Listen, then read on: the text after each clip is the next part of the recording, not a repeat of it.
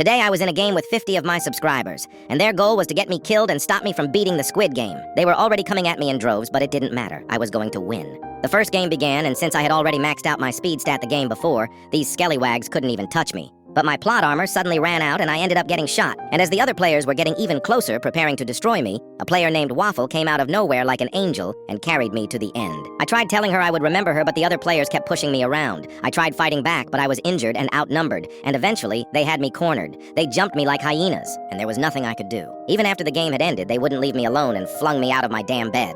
We were now in Dalgona, and I got me the star cookie. And I beat it with ease, not even cracking it a single bit. It was now time to feast, and like always, I was getting thrown around like a rag. These players need to learn some goddamn etiquette. Anyways, I went up to my bed in order to finish my food, but even then I still couldn't eat in peace. We were now in the survival round, and I knew they would all try to jump me, so I ran around like a maniac.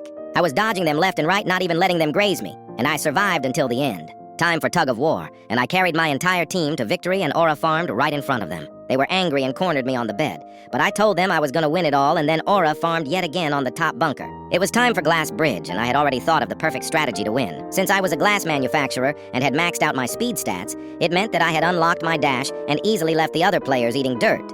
I finally made it to the Mingle game, and I wasn't going down without a fight. I strategized perfectly passing the first round, and even choked the life out of Lean on the next. Someone had to be the sacrifice after all. I successfully managed to get into a room with 2 players, but my roomie stated that I would be dying. I couldn't let what he said slide and decided to choke him to death. But since I failed to meet the 2-player requirement by killing him, I died right alongside him in an instant. We are not humans, we are houses, and houses are